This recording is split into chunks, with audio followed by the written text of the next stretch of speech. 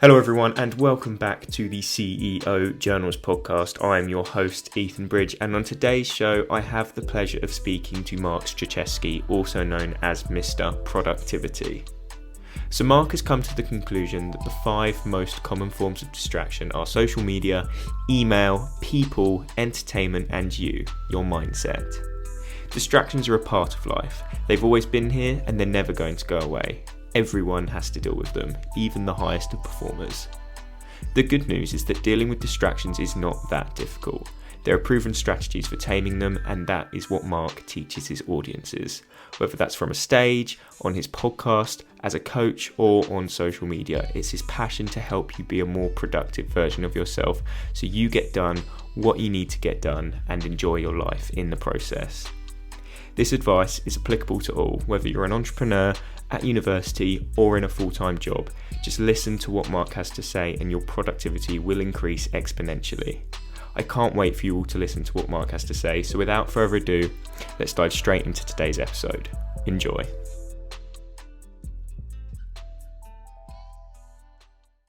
Hello everyone, welcome back to CEO Journals. Today on the episode, we have Mark Struczewski.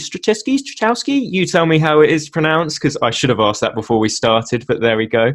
So Mark, how are you doing today? I'm doing fantastic, and it's Struczewski. The CZEW is pronounced chess, just like the game. There we go. Should have asked that before we started, but no worries. We're all human. We all make mistakes. But for those who don't know who you are, just give us a quick 60-second introduction of who you are and what you do, please. People call me Mr. Productivity because I help people be productive in a distracted world. I am obsessed with helping people get more stuff done, and that's what I do. It's all about productivity for me. I cannot wait to talk about that because I am a huge culprit to procrastination. Okay. So I'd love to learn how to avoid Alive that. Intervention. Alive intervention. I love it. This isn't just for the listeners. This is for me as well. But the way I like to start all of my episodes is to throw it back with my listeners and ask them about their time with school. So, Mark, let's focus on 15-year-old you. Were you good in school? Were you a straight-A student or were you the class clown? Well, neither. I was not a straight-A student. I wasn't a class clown. I did just enough to pass my classes. I was one of these people, I don't know if they do this in England, but where they would give you an assignment that was 6 weeks. Okay, this is a big assignment, 6 weeks, and I would come home and do it the next couple of days. I wouldn't do a good job on it. I just wanted it out of my life. And so I would do a really crappy C job, and I wouldn't have to do anything for 6 weeks. Where most people, at least here in America, they'd say, I can wait until the night before, and they'd stay up all night, pull an all-nighter. I was never into that. What's interesting is I'm a trainer, I'm a speaker, I'm a podcaster now. Back in high school, I didn't want to stand up and talk in front of anyone. It was like one of these people, I'd hold the paper in front of me and I'd be shaking and I'd go, now I'm a speaker and a podcaster. I don't know what happened, but no, I was by no means a straight A student, but I wasn't a class clown either. I was kind of like the wallflower. I didn't want anybody to talk to me. I didn't talk to anybody, so I was rather quiet. Interesting, because I would not have been able to tell that from the way you talk to me and portray yourself on your podcast as well. So did you go to college? Did you, or what we call university? But did you go? Yes, and it's interesting that we should have been recording this before we started, because we were talking about how in America, we have to come up with different names. The rest of the world calls it holiday. We call it vacation. The rest of the world calls it university. We call it college. I don't understand. I said that right? Okay, I just said it right. Yeah. My mind says, wait a minute, you reversed it. But yes, I did go to university, and I got a bachelor's degree in applied computing. I do not use one single day of my class, any of my studies over, well, I went part-time. So I went to college or university for 7 years, because I went part-time. I went like 1 or 2 classes at a time because I had a full-time job and a full-time family, so I couldn't go to school full-time. So were you always interested in earning money then from day one? Yes. Money buys a lot of things like housing and electricity and food, so money's nice. Yeah, for sure. So have you always been entrepreneurial then? No. It just literally when I was in high school, all I wanted to do I was brainwashed by my parents, who I love tremendously, but their philosophy was go to school, go to university, college, and go get a job for 40 years, retire and die. And I'm like, I don't like that life plan. I don't want that life plan. And so as I got older, I started following these people like Gary Vaynerchuk, Grant Cardone, Tony Robbins, Oprah Winfrey, and Bill Gates and stuff. I'm like, they didn't go to college, or they dropped out of college in the case of Mark Zuckerberg and Bill Gates, and like they did all right. And so I believe if you're doing what you love to do, that you never should have a plan to retire. And so when people ask me, well, Mark, you're 54 now, when are you going to retire? I'm like, retire? And what? Sit around in plaid pants and play golf and watch TV? Boring. Not interested whatsoever. I mean, this sounds morbid, but I hope that I die like on my podcast or on the stage doing what I love to do, instead of just sitting there, drooling someplace watching a rerun of a rerun of a rerun. I want to live life to its fullest. I don't know how the guests would feel about that though, but again, interesting. Not literally. Yeah. I don't want to die. Say the way to be more productive is, I don't want to be literally, but I mean, I want to die doing what I love to do. So how long were you in corporate America for? How long did you have a 9 to 5 before you then realized, no, I don't want to spend my life working for someone else? Well, it wasn't a choice. It was, Mark, you're fired. In July of 2005, I was fired. And at the time, I was so thoroughly angry at my employer. How dare they? Don't they know who I am? I got bills to pay. But you know what? I looked at it now as I look back on all those years ago that, mama was kicking me out of the nest. I would still probably be there if I was a model employee. I would still be there going to work. I think I worked 7 to 4 or some crazy hours like that. And I would be like a little minion. I would be doing what everybody else did, and I wouldn't be happy. And I'd get my 3 weeks vacation every year, and I get holidays off, blah, blah, blah. It wouldn't excite me. So I'm so glad I was fired. If I ever see my boss again, which I probably won't, but if I do, I would thank him for firing me, because I say that would the best thing you ever did for me. Now, of course, I got this vision in my mind that when I see him again, I'm making millions and millions of dollars a month, and I have a private plane. I can say, hey, listen, because of you, I've got a private plane. I think that'd be really cool, just to like rub his face in it. And have you always been interested in productivity then? So when you first got fired, what was the first thing you did? Did you sit around for a minute and contemplate life? What am I going to do next? Or did you know from the start that that's what I want to do? I had no idea what I wanted to do. I got fired. Then I decided, what am I going to do? Then I said, oh, I know what I'll do. I'll become an entrepreneur. Yeah, whatever that is. I'll become that. And so I started out as a wedding and portrait photographer, which I didn't want to do. I just wanted the really cool gear and take pictures of people, and, that went on there. But remember, we're talking 2005. We're talking in the beginning of Facebook and Twitter. There was no Instagram. There was no Snapchat. There was no LinkedIn. And I said, how am I going to market my business? Because everyone's starting to use this thing called Facebook and Twitter, and, they do direct mail. And I said, how can it be different? So I said, oh, maybe I can speak to people. Remember I told you I didn't want to speak in front of a class? Something flipped along the way. Now I want to be a speaker. So I went to one of my friends, and they guided me on how to be a speaker. But I didn't want to talk about, the first time I went out and spoke, it was about promoting my photography business. First time I spoke, my wife says, oh, honey, you should not be a photographer. You should be a speaker. You're really good at it. I said, isn't that interesting? A couple other people told me the same thing. So then I said, okay, I want to be a speaker, but I didn't want to talk about photography, so I didn't know what I wanted to talk about. So my first topic was, I came up with some stupid topics. One was from hopeless to hopeful. I don't know what, I don't do drugs or smoke or drink or anything like that. I don't know where I came up with that. And then I came up with, that failed. Then I came up with how to overcome roadblocks in your path to success. Note to self, when you're not successful, don't tell people how to become successful. So I was on the phone with one of my coaches. I was having a real bad day, and I'm like, he goes, what's going on? I'm like, I really want to speak. I really want to coach and train people, but I can't come up with a topic. And he says, well, why don't you teach people how to be productive? And I'm like, I don't know where that came from, but why would you say that? And he goes, well, because you're one of the most productive people I know. You're naturally productive. You should share that gift with the world. And I'm like, well, isn't everybody productive? And he goes, no, most people are unproductive. You need to, take your message out to the world. And I guess I can blame my parents because I was the only child, and I was raised that you do things a certain way in a certain time and certain this, that, and maybe it was ingrained in me in my entire life. It didn't help me in school very much, but now it's what I do. I love helping people get unstuck and to deal with the many distractions we deal with every day in our lives. So were you advertising your business and this productivity mindset early on in the Facebook game then? So back at the beginning? No. When did it first come onto that? I launched my website, markstruczewski.com, which you can get to by going to mrproductivity.com. You're welcome.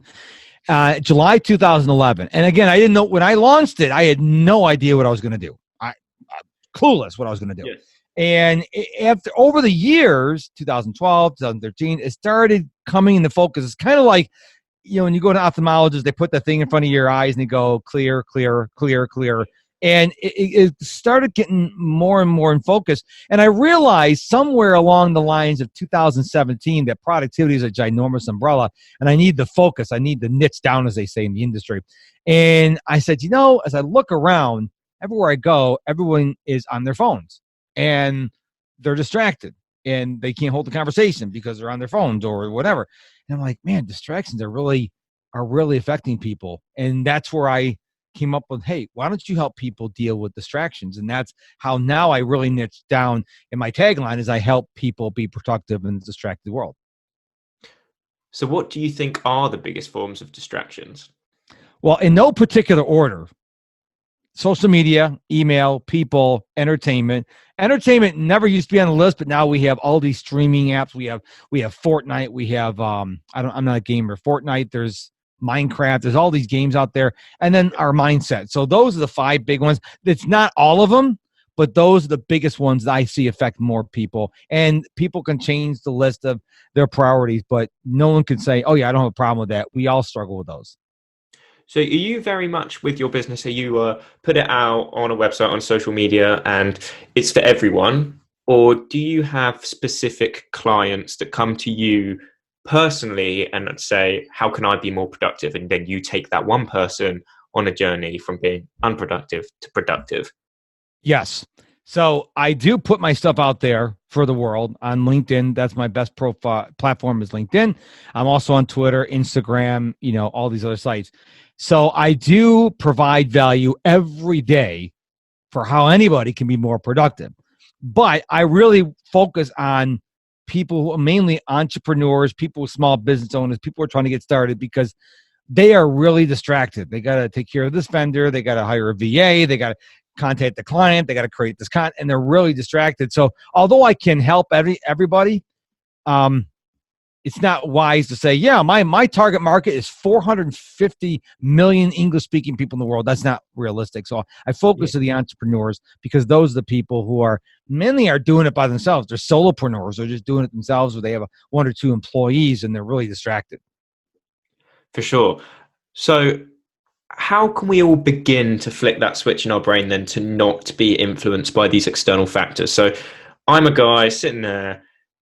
This is not me, because I used to be a culprit of it. I used to sit there all the time and play on my PlayStation and Xbox gamer, sit there and watch Netflix. I've slowly, since I've started this and got more interested in doing, like, being conscious of what I'm doing with my time, I've been able to pull myself away from that. But how would you take someone initially and start flicking that switch in their brain so that they become more productive? Well, what do we all carry with us everywhere we go? Phone. Yeah. So let's start with the phone. First of all, do what I call a notification cleanse. Once you go through your settings, your notifications on all your devices. So if you've got a laptop, desktop, smartwatch, you've got a phone, tablet, everything. And I want you to turn off 99.99% of them. You can leave your calendar alerts on, your reminders on. I like leaving my credit card apps on, so if my credit card gets charged by somebody in London, not going to name any names, it'll notify me and say, wait a minute, I'm not in London right now. So I think that's important. But what people don't understand about notifications is it's not all or none. So I think I have like, I don't know, I'm going to guess like 100 apps on my iPhone. And I probably have notifications turned on for about 20 of them, but only 3 of them have sound. So here's the thing. If you have sound not enabled, well, you won't know if a notification goes off because you can't hear it. And that's another thing you have to do. Another component of that is you've got to disable vibration mode, because people don't stop and think, well, I muted my phone and put it face down. What happens when you get that phone call? Your phone goes bzzz. Might as well pick up the phone at that point, because now you're distracted. You're distracted. So turn off those notifications. Most people, when they get an app, they just say allow notifications, and they're all on, because I know developers personally, and by default they turn them all on. So go through and say, listen, I want a notification, but I don't want the sound of the badge count on. I just want it pop up on my screen. But if I'm not looking at my screen, I don't see it. So get control of your notifications. That includes email. We're not that important. We are not that important. We do not need to be notified by every email we get, and every text message we get, and every social media notification we get. So notifications are a huge distraction. My girlfriend is going to laugh at me for you saying turn off vibrate, because I always try and call her, and it will be like 5 or 6 attempts, because she doesn't have vibrate or ringer on her phone. And I always try and call her, and sometimes it's urgent, not all the time, but sometimes I might have left something behind. I've got to pick it up. But I have to call her like 6 or 7 times before she picks up, and she picks up eventually. And it's like, I always have a go at her. Like, why don't you have vibrate on? What, you always miss my calls. But now she's going to listen to this, and I know she's going to listen to this, because she listens to the call. She's like, that's why I do it. Even Mark agrees with me. So thanks for that. Yeah, well, you're welcome. Because here's the thing: we're at a networking event, and we're talking, and all of a sudden I get a phone call, and my phone vibrates in my pocket. Well, now I'm not paying attention to you. Now I'm like, oh, who's that calling? Is that the leader of the free world?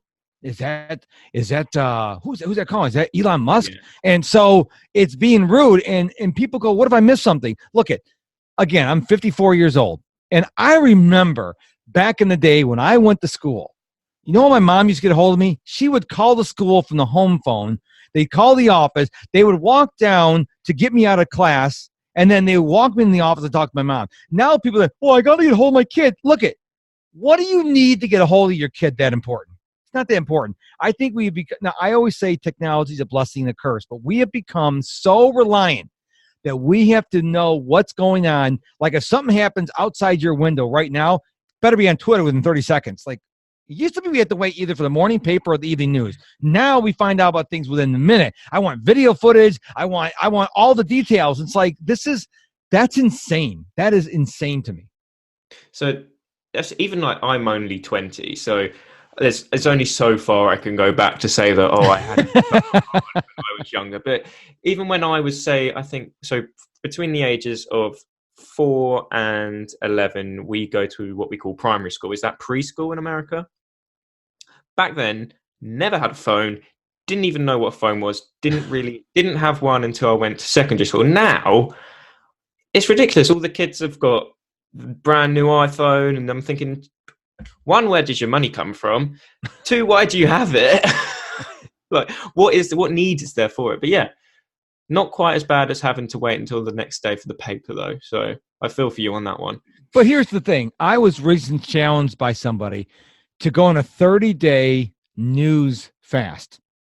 And I'm like, oh my gosh, I watch the news every day, only for 30 minutes. And sometimes I check on the Twitter trending and see what's going on. I'm like, 30 days? My wife and I decided to do it together. And after like 2 days, it's like, have you missed checking the news? She goes, no, I actually feel more at peace, because listen, I feel sorry if there's a mass shooting in Afghanistan, but how does it affect me? I feel sorry if there's a tsunami in Japan, but how does it affect me? And what it does, it affects me negatively. And I'm like worried about all these things. So like, I don't know about the politics over in the United Kingdom. Over here, it's crazy. I mean, it's like What's that? It's hilarious at the moment. I don't know if you've heard of Brexit, but it's a massive shit. I've heard of Brexit. I'm not totally clueless, but like we have the election coming up in 2020, and I think they're already starting to campaign for 2024, 2028, 2032, and people are just being born are already getting. It's ridiculous. It's like, I think we should campaign like 90 days before the election. This is because they're all they're doing is lying to us. Let's be honest. All they're doing is lying to us. That's all they're doing. They're just saying what we want to hear to get our votes. So I don't even pay attention to politics. When people go, "Oh, did you watch the debate last night?" I'm like, first of all, what debate? And the answer is no. I don't watch the debate. I would rather watch like a video from Grant Cardone or Gary Vaynerchuk than watch a debate. I can get more out of it. I can get information that can help me today. What am I going to learn from the debate? Because there's only going to be one left standing anyway. So no, I don't. I'll look at the politics when I find out, like a couple months before, when there's only like two people standing, one Republican, one Democrat, then I'll start looking at it. But now it's September 2019. The election is 14 months away. I don't care. I don't care. I can't even vote right now. We can't even vote in the primaries right now. So why do I care? So I get a little heated up about it, as you can tell. It's also depressing as well. There's never any happy news. No. Everything on the news is always depressing. So yeah, I can imagine that was quite nice. Yeah, I challenge your listener. Go 72 hours. Don't check Facebook news. Don't check Twitter news. Don't check the news. Don't check the newspaper. Tell your friends, unless a satellite's going to fall on my head or there's a big storm coming my way, don't tell me about it. And tell me if you don't feel much better after 72 hours, and you go like, wow, I'm gonna go another day. And all of a sudden you do 7 days, 14 days, like, oh, I'll never check the news again. People ask me, oh, did you hear? Oh, that's right, you don't watch the news. I'm like, yeah, I don't want to know. I feel sorry for the mass shooters, the victims of the mass shooters, okay? Not the mass shooters. I feel sorry for the victims. But how's that going to affect me today? What can I do? Worry about it? Stress out about it? Get myself ulcers? To me, it doesn't make any sense. And I think more people need to disconnect, because there's a saying here in America, I don't know if they have it in London, but if it bleeds, it leads. That's why when you start the news, stabbings, robbings, killings, murders, mass shootings, rapes, oh, yippee, yay, I'm really happy now. For sure, I've done a similar thing with regards to a detox. So a few weeks back, I did like a social media detox. I didn't log into Instagram, smaller scale, 5 days. And since that, so my screen time on my phone went down massively. I was way more productive, which links back to what this podcast is about. But now I've made a separate account, which I only use to promote for my podcast. And on that, I only follow the guests I've had, the guests I want to have, and the likes of, say, Gary Vee, Grant Cardone. Another one, a guy I like called Jay Shetty. He's all about motivation and mindset and things like that. People that will benefit me, opposed to friends. And let's love my personal account, but I'd much prefer to be using social media for something that can benefit me, rather than scrolling aimlessly through what fitness models are doing and what my friends are doing day to day and things like that. Yeah, you make a good point, a very, very good point. You need to control your feeds. So if you look at my Instagram, what you're going to see mostly there is Grant Cardone, not so much Gary Vaynerchuk, because I don't like his potty mouth, but Grant Cardone. There's a guy, I can't say his last name, Dean Graziosi. He wrote the Millionaire Success Habits book, really good book. And then I'm a big fan of Walt Disney World in Orlando, Florida. So I have a lot of those. I follow those hashtags so I can escape over to Disney World, because I live in Houston, Texas.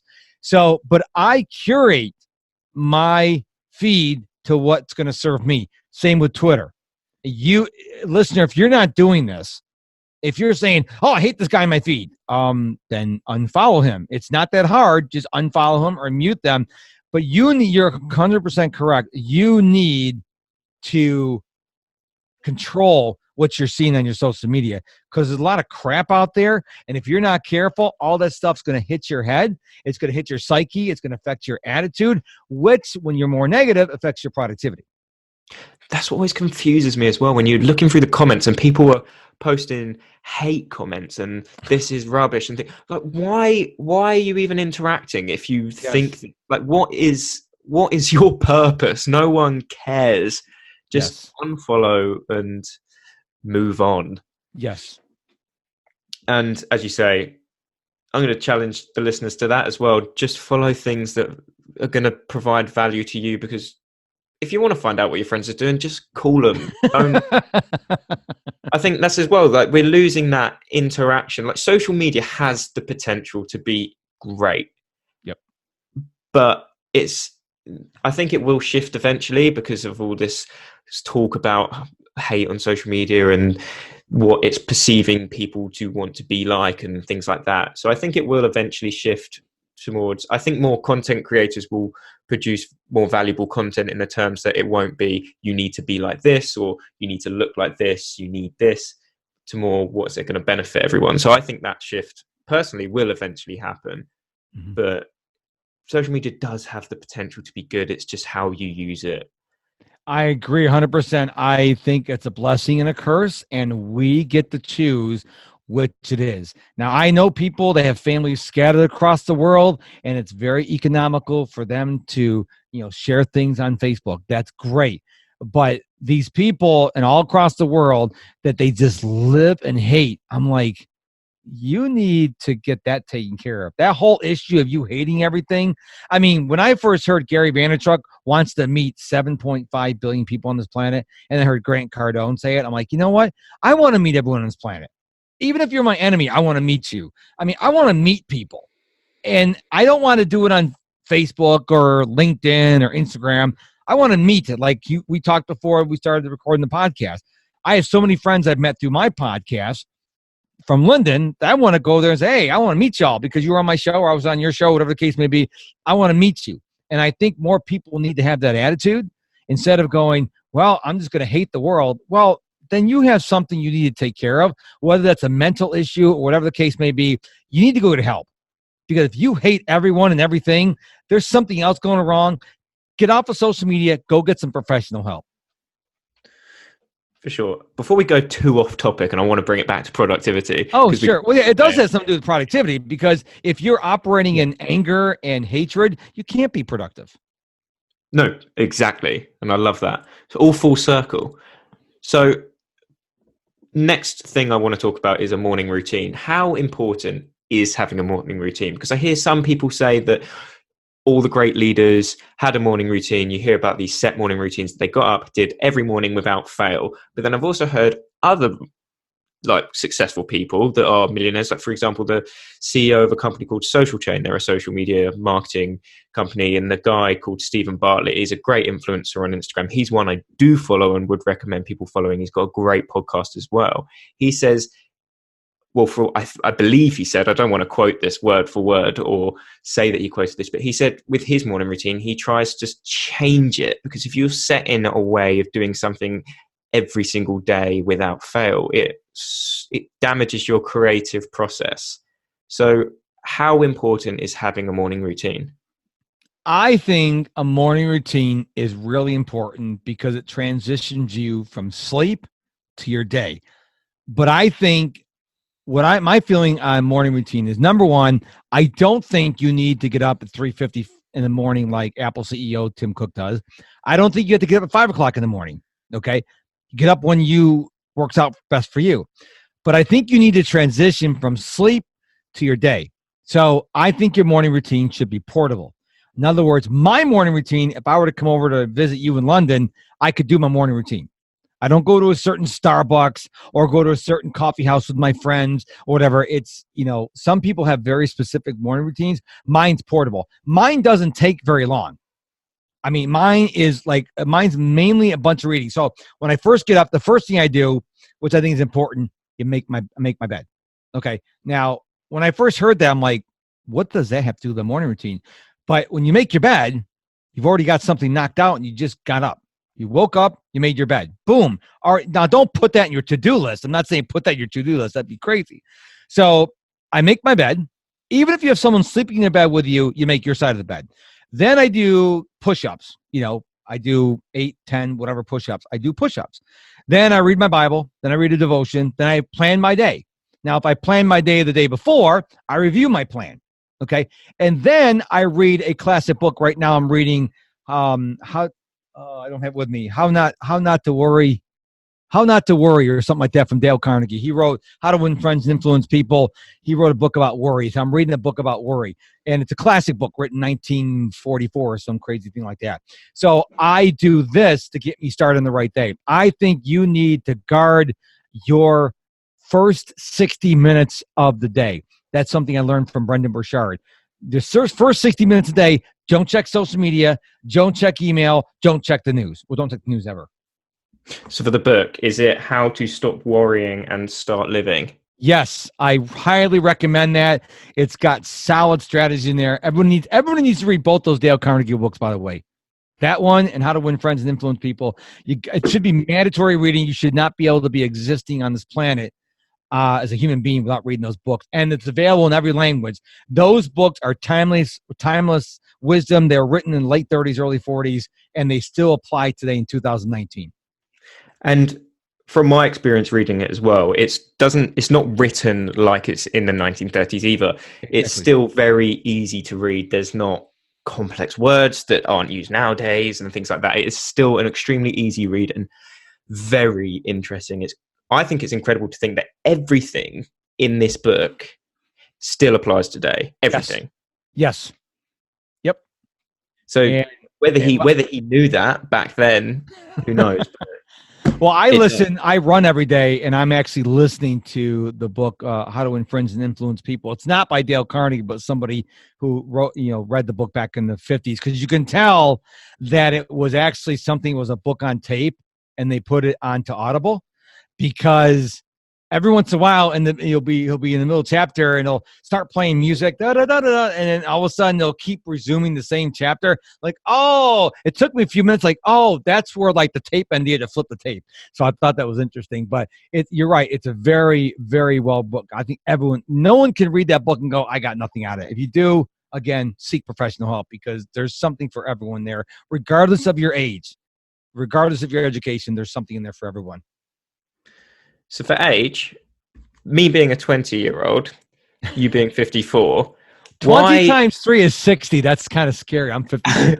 Sorry to make you feel old, but so from a 54-year-old's perspective to looking at a 20-year-old podcast host, were you worried about talking to someone my age?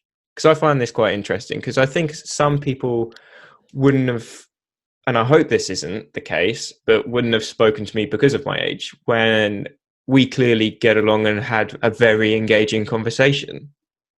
That's a very interesting question, because I don't feel 54. When I started running every day over 2 years ago, I felt older then than I do now. So I feel much younger. I mean, I don't look at you as a 20-year-old. I really don't. I think it really depends on the individual. I mean, back then when I was 20 years old, it was like, okay, just be quiet. You sit at the kids' table, if there's a big family, whatnot. Now I always try to give people respect. I always believe in leading with respect. If you disrespect me, then I may disrespect you. But I always try to lead with respect. And I don't care if someone's like 12 years old or they're 92 years old. I think we need to put more respect into the world. I think a lot of people are taking respect out, and I respect you. You've done very well. I mean, you've got a job, but you got a podcast. I mean, here we are. It's getting on almost 10 o'clock at night over there. Here and here in Houston, it's 3:40 in the afternoon. And it's like this technology is awesome, because I got to meet you. It's really cool. Without this technology today, if there was no internet, I never would have met you. And so, but I think I have total respect with you, because you are doing something. A lot of people that are younger and older than you haven't done anything. They're going to school, then they're going to university, and then they're going to work for the man for like 40 years, retire and die. I'm like, but I don't think that's going to be you. I don't think you're going to settle for that. I think you're going to keep reinventing yourself every day. And that's what I do. I reinvent myself every day. I may have a plan for tomorrow, and you're like, you know what? And this has happened to me. Well, I got a better idea. I'm going to do something differently. And you may try it. Well, that didn't work, but it wasn't a total loss. You learned something out of it. At least I hope you learned something out of it. Yeah, for sure. And this is the main reason I did a podcast as well, because I've got to talk to some incredible people. And even just by talking to them, I've learned so much, like lessons that you just don't learn in day-to-day life because it's come from the guests' experiences and their teachings as well. But yeah, it's been fun. Like, I enjoy this. I don't do it for the money. I don't earn any money from this. I do it genuinely because it's fun to meet new people. Yes. I love networking, and why not share a fun conversation with the listeners as well? That's 100%. I mean, it's amazing to me because, as you know, I have a podcast too, and it's amazing to me when I was having guests on my show. Some people would say, "Well, how many downloads do you have?" I'm like, right there, you disqualified yourself, because that tells me you're not interested in bringing value to my audience. You're more interested in what you can get from my audience. And so, whenever someone asks me how many downloads, you're disqualified. Because when I show up on a show, I was on a show, I think a couple days ago, where I was like their first or second guest. Doesn't matter. I show up. It doesn't matter if you're Oprah or you're Tony Robbins or you're somebody who has one listener. I don't care. I'm going to show up and give the best performance I can up to that date because you asked me to. How dare I come and say, "Oh, you got a small audience, I'm just going to phone it in"? How dare I? That's being disrespectful. So I think more and more people have to have that attitude. And that's one thing I learned from Gary Vaynerchuk. Somebody asked him to be the first guest on her show. She had no listeners. She's got a lot of listeners now because Gary was her first guest. And I think people need to have that kind of attitude and say, "Listen, I'm no better than anyone else. I'm not." So when people reach out to me on LinkedIn and say, "Oh, can I get some time with you? You're so awesome." Like, oh, look at, thank you for the compliment, but I'm still learning. So I know I call myself a productivity expert, but I prefer myself as a productivity student because I'm always looking. I could learn something new from a crossing guard at the school today that can help me be more productive. And I think no matter what you do, social media, productivity, insurance, whatever, if you close your mind and say, "You know what? Got it all figured out," I think at that point you've lost. Yeah, and as a podcast host as well, I can't appreciate that enough because that's what you expect. Like, because you shout out to, you found me on Spot a Guest, didn't you? Yes. So for anyone, that is where a hell of a lot of my two previous guests and a hell of a lot of my next guests have come from. So just a shout out to that. Go find it on LinkedIn. It's a great tool for podcast hosts and podcast guests. You find podcasts to be on, and for hosts to find podcasts find guests to come on their podcast. But I've had some people reach out and they've been like, "I want to be on your show. I've got this product. I want to talk about it." I said, "No, I don't want that. I don't want this to be an hour talk about your product. Like, that's not interesting for me, and that's not going to be interesting for anyone listening." I didn't tell them that, but yep. I'd rather just have an engaging conversation, as you say, regardless of the following, regardless of how many listeners they have. As long as it's interesting, that's all I care. That's all I care. I got a guy coming on my show. I haven't scheduled him yet.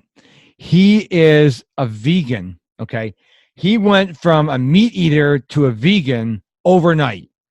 And I'm like, okay, now you got me hooked. You got me hooked on someone who's a meat eater his entire life, and overnight he became a vegan. So I gotta have that guy on my show. Now that's why I call it the Mark Struczewski podcast, not the Mark Struczewski Super Duper Productivity podcast, so I can color outside the line. When I saw his listing on Spot a Guest, or I think it was Podcast Guest, one of the two, I'm like, I gotta have this guy on. I mean, I gotta know what flipped the switch. And so I'm always looking for good guests like that. And I'm always listening when I'm on my show. Okay, what would the audience want to know right now? If they were here, what would they ask this person? Because I think you're doing a very good job on that. I think people who have scripted questions, and I know this is kind of off topic here, but who have scripted questions and they go question 1, 2, 3, 4, 5, the audience gets kind of bored. But if you like saying, "Hey, I got a question about this. You mentioned this," I think that gets the audience going, "Yeah, I want to know the answer to that too." And I'd say I definitely fell into that trap when I first started because I was nervous. I didn't know how to do it. Hadn't done it before. I've got notes in front of me now, and I've got questions in case I do hit a freeze and I do get stumped. I'm like, oh, what do I talk about now? Like, that is there. I'm not going to lie, but I have not used. I've obviously used the starting questions, and I've got 3 questions I ask everyone at the end. But other than those, the rest of it's just. I think it's more interesting as well. Yes. As you say, scripted is boring. But as I say, my first ones were definitely probably quite boring. I was nervous and I didn't know what to do. But it's definitely, I'm finding it easier and easier. Yes. Definitely. And I definitely think it also helps with the guest I have on the show. If the guest is nervous, it makes the host nervous. If they're confident, it makes you confident. It's all reciprocal. But it is time to jump into those final 3 questions. Okay, I'm ready. You've dropped some incredible value on productivity, and I'm definitely going to take it into account. I'm going to have to listen back because I know we've jumped into many other topics. But okay, final 3 questions. Yes, sir. Are in relation to 3 topics that I don't think are spoken about enough, which are money, relationships, and death. Death, morbid, I know, but wait for it. You'll have an interesting answer, I know for sure. So the first question is not directly in relationship to money, but some people think it is. So that's why I sort of put it on that pedestal. So the question is, what does the word success mean to you? Well, success to me, and I hope I can expand on this for a few minutes. Yeah, of course you can. I was raised that rich people are evil.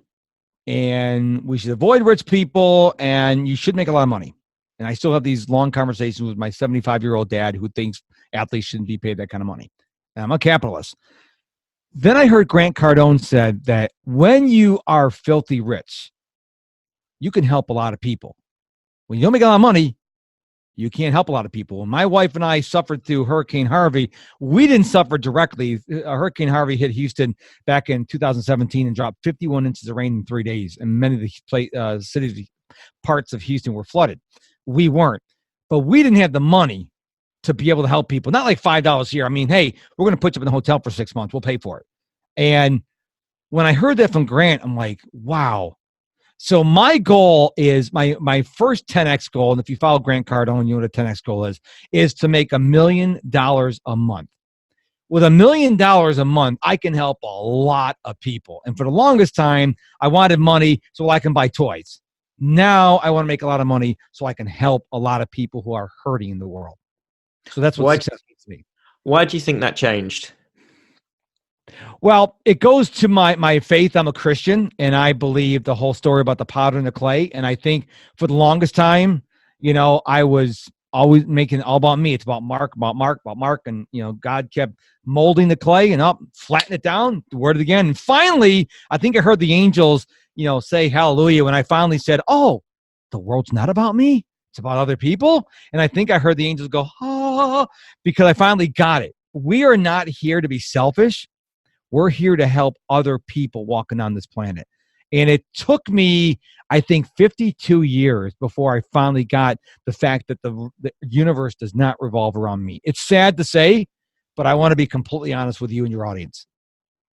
No, and I appreciate that. And I think, especially me being 20 as well, I know I could easily fall into that trap of the shiny object syndrome, want the nice car, all of that stuff. Yep. I know I shouldn't. I hope I don't. Obviously, it's nice to have that stuff, and everyone's going to be able to agree with that. It would be nice to drive a Lamborghini. It would be nice to drive a Ferrari, have a huge house. Those would be the nice things, but they aren't everything. My family is what is everything to me. Yep. That's the one thing. And I've heard stories from people who are very wealthy, and they say the best feeling in the world they get is when they help other people. Yes. The more they give, the more they get. And what happens, a lot of people who are not wealthy, they hold on to every dime or pound, if you will, that they have. They hold on to it. And, well, if you have a closed fist, nothing else can come in your hand.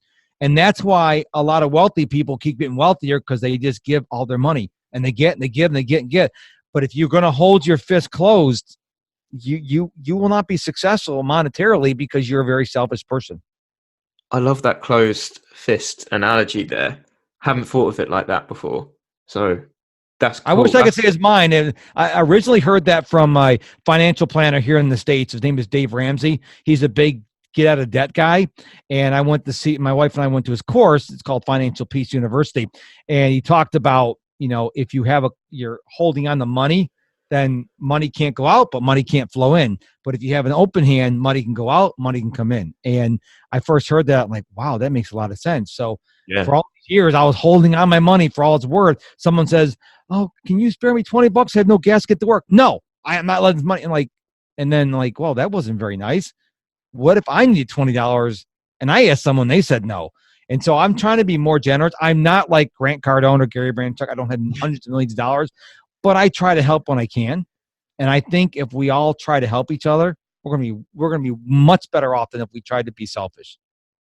For sure. And that is something I'm definitely going to take forward as well, because that has opened my eyes, that closed fist analogy. So thank you to your financial advisor for that one. You're welcome. Next question, with regards to relationships. Throughout your journey so far, have you found it difficult to maintain relationships, whether that be with friends, family, a loved one, or have you managed to find ways to bring them on your journey with you? Again, another very good question. My wife is my biggest cheerleader. And when I tell people, this is going to shock your audience, because one thing you'll notice about me, I'm very open. So from the time I got fired in July 2005 until the August of 2019, okay, July 2005, August 2019. Let's do simple math. 19 minus 5 is 14 years, right? 14, right? My math right? Yeah. Okay. In that total time, I myself, not my wife's income, my income was $35,000 total, not per year. Okay. Now, my wife says, you keep working the business because I know eventually it's going to take off. And then I'm going to be able to quit my job and work for you. Okay. You need to have someone on your side that when you're going through year after year after year, because I got a lot of bad advice and someone says, do this, and they took my money and ran, and all this, I don't want to waste another 3 hours on your podcast, but I take full responsibility of it. Okay. I learned that from Gary Vaynerchuk. It's my fault I'm not making the money I want to make now. But my wife was never there saying, you know what, you're a deadbeat. All you do is sit at home. She knows I work all day. She's at work. I'm at work. I'm working all the time. You need to have someone, whether it's a spouse, a friend, a mom, a dad, an aunt, uncle, somebody who 100% is going to believe in you. And so my wife has been there for me. And then when she can quit her job and work for me, she'll be with me. But I could not have done this without my wife. Hope that answers your question. I love that. So, final question of the day is, are you afraid of dying? Nope. Why? Because I'm a Christian and I'm solid where I'm going after this death. I will be in heaven. So I have no fear of death. I don't want to die. I know some Christians say, I hope I die and go to heaven. I said, no, I want to live as long as God wants me on this planet, but I don't fear in death. Now, I do say that with an asterisk. I hope that when I die, God does not bury me alive or I drown. I hope it's quick, like I die in my sleep. That's, if I have one prayer to God, that I die peacefully in my sleep. I don't want to be like in a major wreck or in a plane crash or something like that. So God, if you're listening, please, no pain. I don't do well with pain, but no, I do not fear death at all. Awesome. And I haven't had someone take that from a religious perspective before. So again, as I said, I knew you'd have a good answer. Had faith in you. So now it's your time to plug where the listeners can follow up with you, what you have on yourself. So your podcast, please plug, and I will put that in the show notes below for everyone. So away you go. Okay. The best thing for people to do is, because you can't find markstruczewski.com, is go to mrproductivity.com. You could probably put markstruczewski.com in the show notes. But when you go to mrproductivity.com, Mr. is all spelled out, you get directed to markstruczewski.com. There I have created a 7-day productivity challenge. And over 7 days, give me 2 minutes over 7 days, and I will give you small strategies on how you can become more productive. A lot of people are in these big ideas to be more productive. No, we need to take baby steps. So go to mrproductivity.com. At the top of the page, it says join the 7-day productivity challenge. While you're there, you can also find out about my podcast. I'm a productivity coach. If I have courses and other things on the horizon, everything is at mrproductivity.com, including everywhere I'm on social media. And I love hearing from people because I know you're a podcaster. One of the very frustrating things I have about my podcast is, and I'm just as guilty, people don't reach out to me. I love to hear from people, whether on someone else's podcast like yours or people on my podcast. Reach out to me. Facebook, Instagram, Twitter, LinkedIn, whatever. I really want to hear from you. Don't pitch me your MLM or pitch me, an Ernest Hemingway novel with 1 billion links. If you honestly say, hey, I really appreciate your podcast, your show, your advice, I want to hear from that. And I'm not Gary or Grant. I don't get millions of comments or DMs, so I will take the time to reply to you. There we go. LinkedIn. Is LinkedIn the best way to contact you to get a reply? Well, yes. Well, if you go to mrproductivity.com, you can send me a message to the contact tab, or you can connect with me on LinkedIn. I mean, however you send it to me, don't send a carrier pigeon because we like our guns here in Texas. That's probably not politically correct to say anymore. I don't know if it'd make it. But seriously, I really want to hear from people. And like I said before, I'm just as guilty. I never reach out to podcasts. I'm so horrible at this. So I feel like I'm kind of like, I'm telling you to do something I'm not doing myself, but please, if you reach out, test me in this. I dare you, as we say in my elementary school days, I double dare you. Send me a DM and see if I don't reply to you. Do that with me as well, because I'm interested as well. Anyone listening, do that with me, because I know I will reply, and I'd like that test as well. Okay. But Mark, that rounds up this episode of CEO Journals. So thank you for your time. I've thoroughly enjoyed myself. This has been a really fun episode. So thank you. My pleasure. I am honored, and I thank you so much for having me on the show.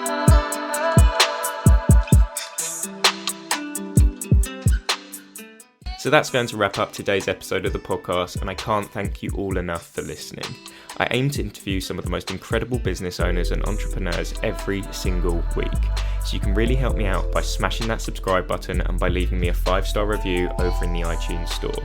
It literally takes 2 seconds and will help me secure some of the greatest names in business as guests on the show. Make sure you tune into the next episode where I'm going to be talking to another incredibly interesting guest. I'll be discussing their journey and providing tips to all you aspiring and current business owners. Have a lovely rest of your day, and once again, thank you for tuning in to CEO